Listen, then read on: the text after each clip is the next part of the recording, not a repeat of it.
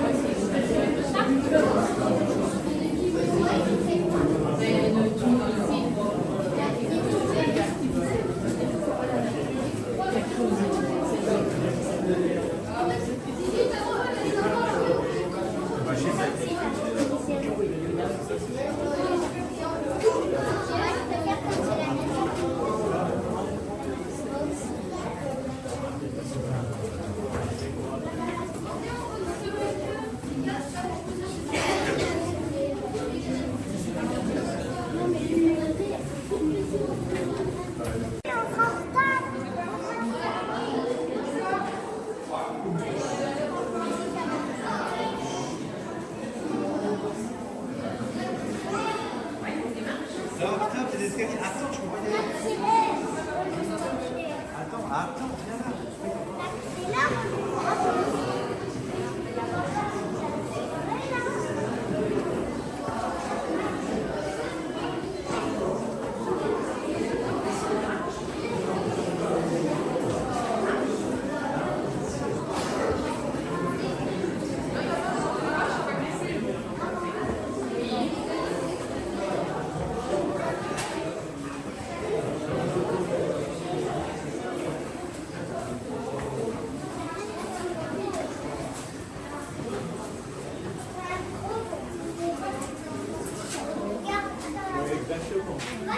Ouais.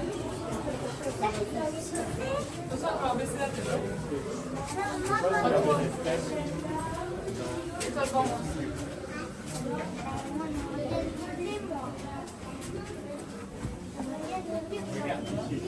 oui, on va passer. Et attends. Et tu m'attends. Et c'est bon.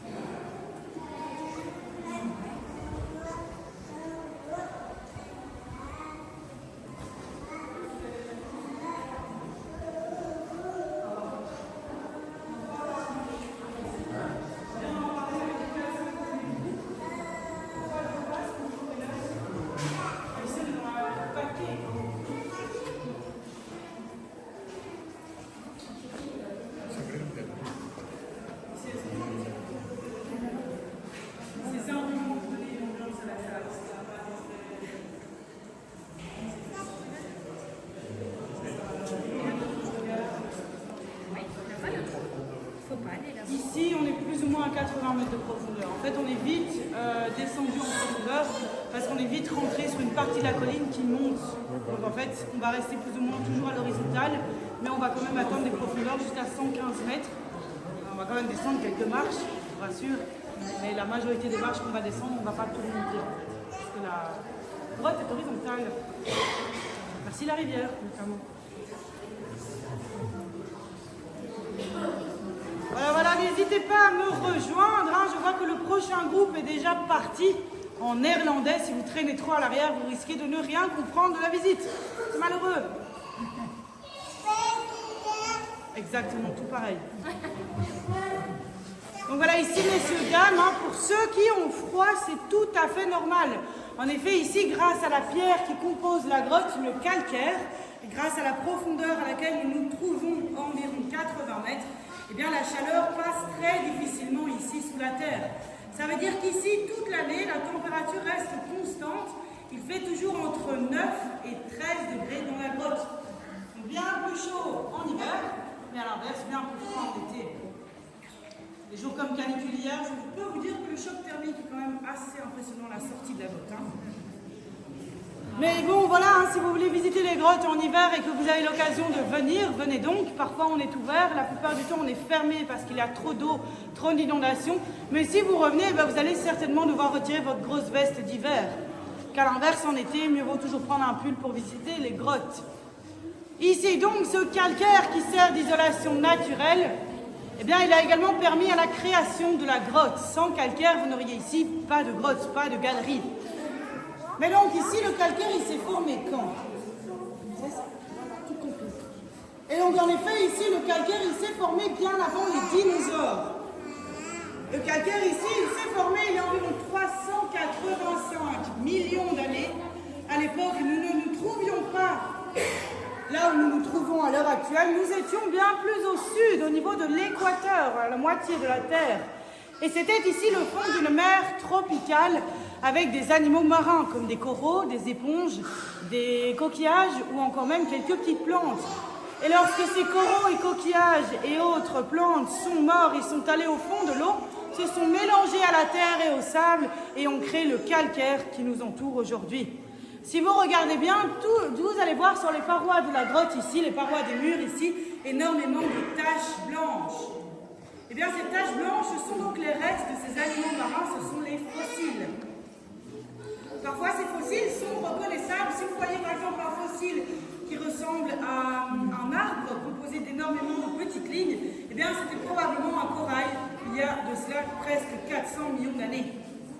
Et donc, messieurs, dames, pour avoir une galerie comme celle-ci, on a dû avoir du calcaire, certes, mais on a également dû avoir du passage de l'eau. Si vous observez bien les murs de la grotte, vous voyez que les murs ne sont pas droits. Ils ont en effet ici été creusés par l'infiltration de l'eau qui, goutte par goutte, a créé de grosses cavités. Et lorsque la rivière est passée ici, il y a 120 000 ans, eh bien, la rivière a cassé les murs entre ces cavités et a permis à la création de cette galerie. Ça va, tout compris? Oui. Génial. Et donc, vu que je viens de parler de la rivière, est-ce qu'on n'irait pas la voir, la rivière? Oui. Allons-y, c'est parti, reprenons notre chevalade.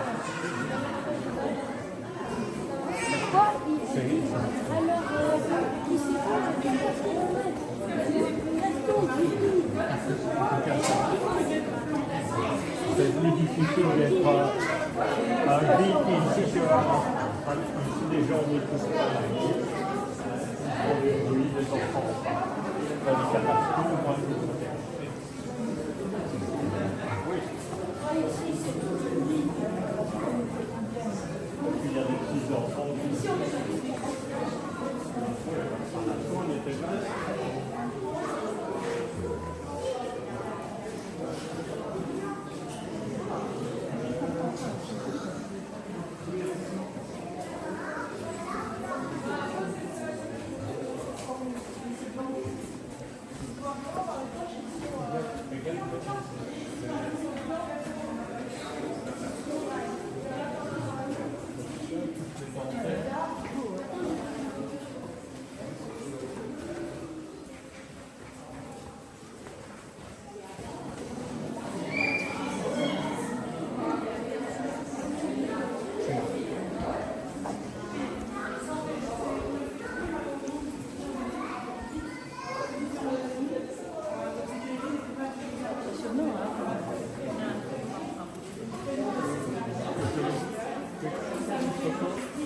celle-ci, ça c'est dans le carnet de bâti.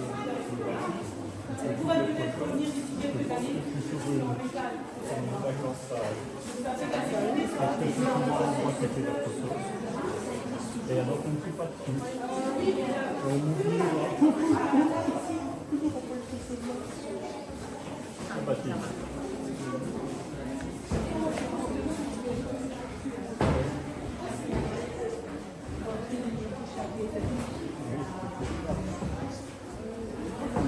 Non, toi, tu... Ouais. Alors, regarde, et Baptiste, t'as vu? Qu'est-ce qu'il ici, ça s'effondre?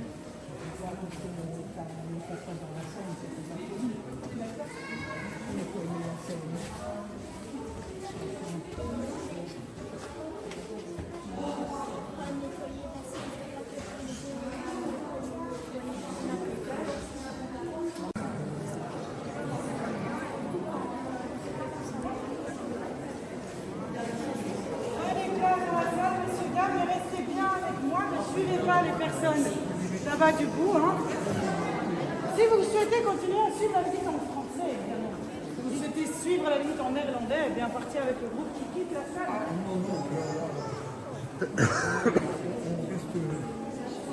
Avec vous.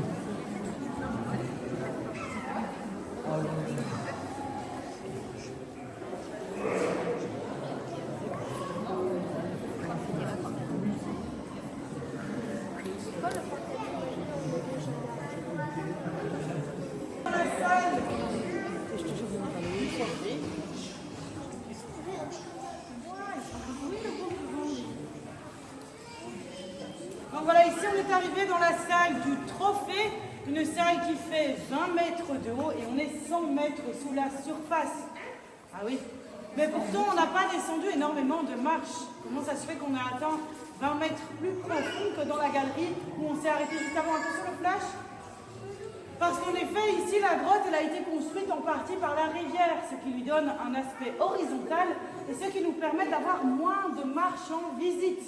Parce que normalement, lorsque vous visitez une grotte ou un siphon ou autre chose sous la terre, il faut souvent descendre minimum 500 marches, voire 700 marches. Ici, la visite découverte, la courte visite de la grotte de Han, vous avez 367 marches, ce qui est déjà pas mal.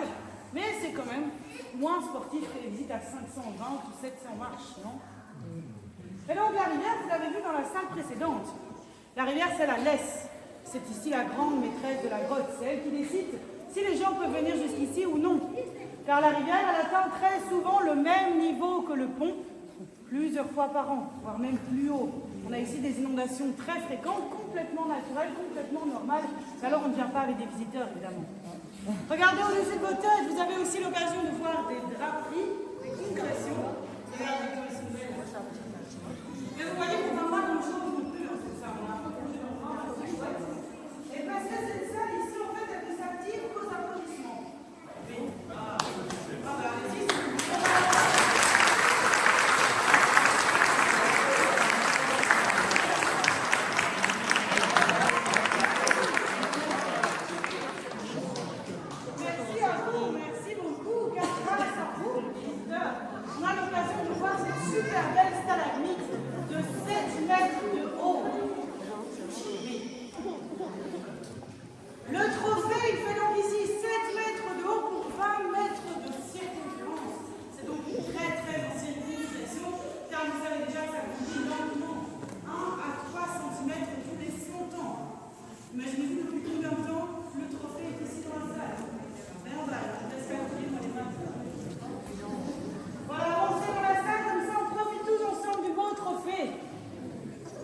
place.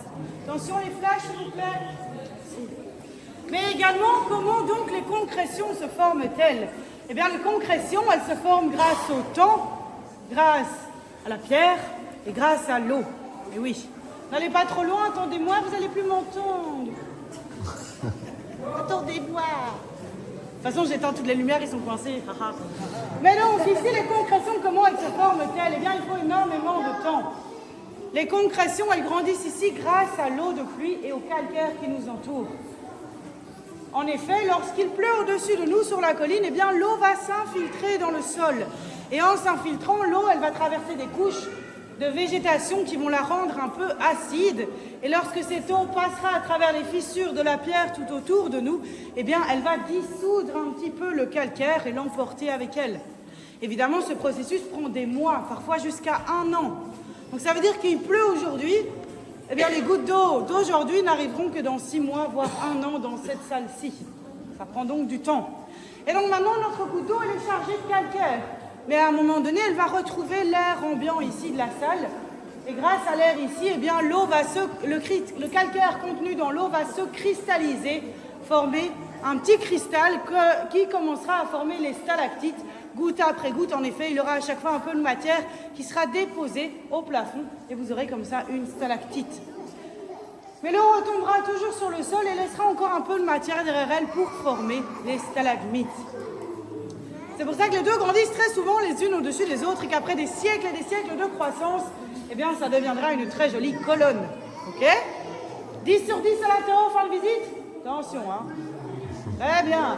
Donc voilà, ici, on va poursuivre notre visite à travers la grotte dans une galerie plus petite. Attention à la tête. Veillez également à bien rester sur le sentier, car il y a énormément de terre des deux côtés du chemin. Pourquoi? Parce que la galerie est entièrement remplie d'eau plusieurs fois par an. Restez donc bien sur le chemin. Merci à vous.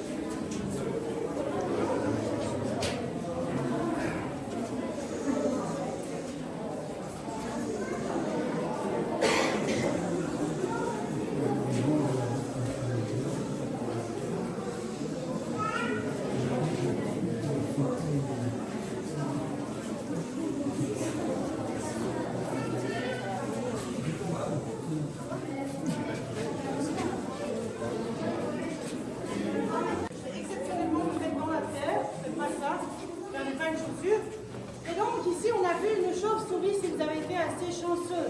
Il y en a plein dans la grotte.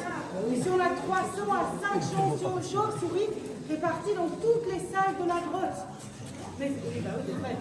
Enfin, on ne va pas les habiller en plastique tous les jours dans la grotte. Ben non, il ne faut pas que les on a une période plus calme, évidemment, c'est un chiffre très important. Et donc voilà, ici, messieurs, dames, on a donc plein de chauves-souris, mais ce ne sont pas les seuls animaux de la grotte. Dans la rivière, vous avez énormément de poissons, de grenouilles et même d'écrevisses et parfois de castors qui viennent jusque dans la grotte. Et on a également pas mal d'araignées, de papillons, de moustiques et d'autres petites bestioles qui marchent un peu partout. Faites attention à vos mains, hein. Laissez les araignées dans la grotte, elles sont ici chez elles et pas chez vous. Alors vous avez pu voir aussi qu'il y a des plantes qui poussent à différents endroits. Eh bien, les plantes ne sont pas naturelles. Les plantes, ça provient du fait qu'on a dû mettre des éclairages à certains endroits dans la grotte pour qu'on puisse voir quelque chose, évidemment. Et donc, on a de la photosynthèse qui s'est créée, car dans la terre, tout autour de nous, il y a énormément de graines.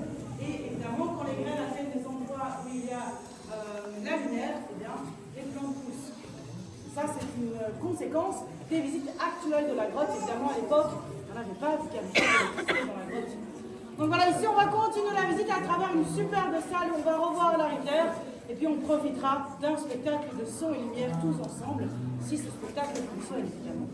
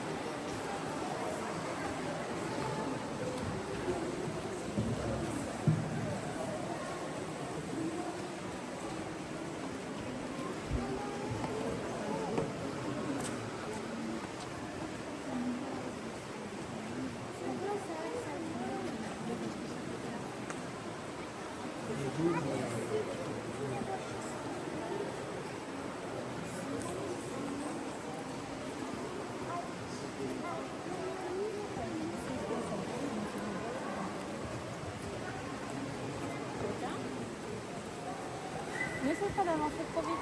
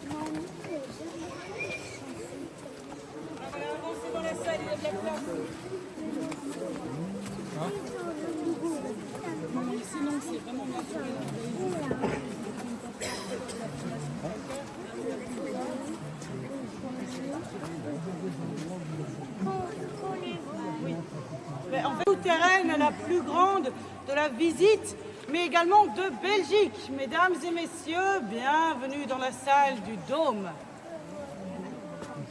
Ici, vous avez un très très beau volume de 120 000 mètres cubes pour une hauteur de 62 mètres et une distance entre la rivière tout en bas et le monsieur là-bas tout en haut avec la torche, une distance de 145 mètres. C'est gigantesque. Okay, et cette salle, comme énormément de salles de la grotte, eh bien, elle s'est formée il y a des milliers d'années grâce à la puissance des tremblements de terre, grâce à la force de la nature. À l'époque, on était dans une zone, à l'époque, je vous parle de ça il y a 10 000 ans, hein, on se calme. Il y a 10 000, 5 000 ans, on était ici dans une zone où il y avait énormément de tremblements de terre et donc énormément de pierres sont tombées du plafond et ont permis à cette salle d'être aussi grande. Mais ne vous en faites pas, à l'heure actuelle en Belgique, on a très très peu de tremblements de terre, donc très peu de risque ou de chance, appelez ça comme vous voulez, de recevoir une pierre de 1 tonne sur la tête. Tant mieux. Mais cependant, la salle, en raison de l'immensité de vide qui la compose, eh bien, le plafond reste un peu plus instable que dans les autres salles. C'est pour ça qu'on a placé des capteurs ici de ce côté-là de la salle, qui est plus instable qu'ailleurs et qui nous permet donc de pouvoir prendre des scans très régulièrement de la salle et pouvoir nous permettre de garantir votre sécurité. Okay, voilà, très important. Oui, là, c'est les spéléologues qui grimpent et en fait, ils mettent des petites machines avec des lasers, etc. Et voilà, j'ai jamais été, évidemment, les visiteurs ne viennent pas, ça fausser le résultat. Pourquoi là-bas il y a du carton? Pour attirer le regard là-bas. Mais voilà. Regardez ici également. Wow. Ici vous avez l'occasion de voir l'humidité de la grotte. Hein. Ici la température change très peu, mais l'humidité change très peu également. Ici le taux d'humidité est toujours autour de 90 à 100% toute l'année, car on a toujours énormément d'infiltration de l'eau. Parfois, pendant la journée, les gouttes peuvent sembler plus grosses, plus épaisses, et donc on a l'impression de traverser un nuage plutôt que de traverser un brouillard. C'est par exemple le cas si vous venez très tôt le matin. Ne me demandez pas pourquoi, c'est la magie de la grotte. Ben donc voilà ici, hein, profitez encore bien des lieux, profitez donc de la quiétude et de la sérénité de l'endroit, mais suivez-moi quand même, car on va continuer notre chemin ici dans la grotte vers une nouvelle salle, vers une salle très profonde qui se trouve à 115 mètres de profondeur. Pour l'atteindre, il y a énormément de marches à descendre. Faites donc bien attention. Merci. Ah, il n'y a pas d'attention.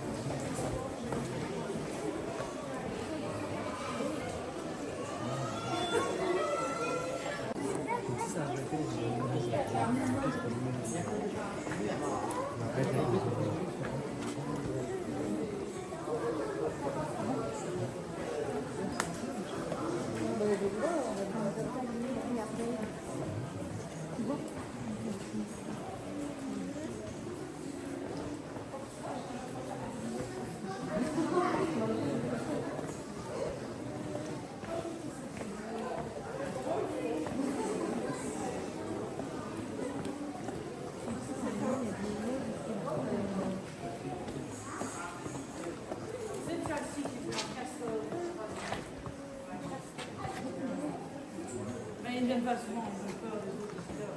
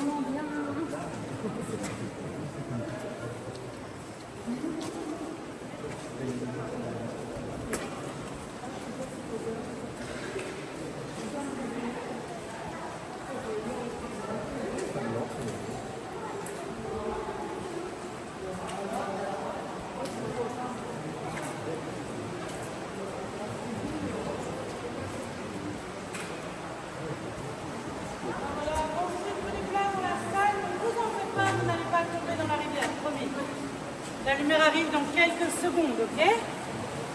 Génial. Nous sommes ici à 115 mètres sous la terre, dans la salle des draperies.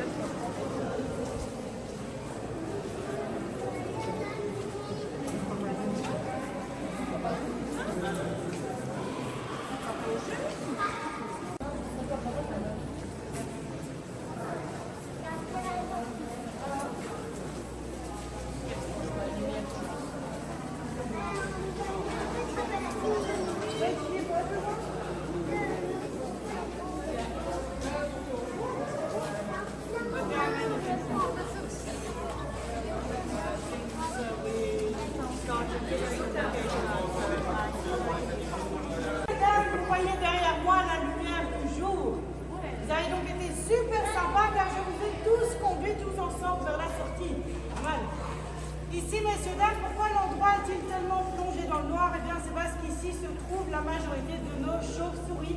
On les laisse donc un maximum tranquilles. Ici également, ce qui est le plus important, ce n'est pas le plafond, mais bien la rivière ici. Car dans la rivière, les archéologues qui sont occupés aujourd'hui à l'extérieur de la grotte ont trouvé énormément d'objets, de poteries, de pièces de monnaie, d'armes et d'or dans la rivière.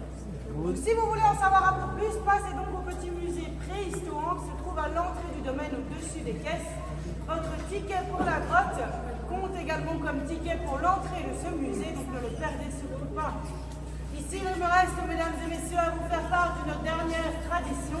C'est la tradition de remercier le guide à la fin de la visite. En effet, une longévité de 250 ans n'aurait jamais été possible sans vous.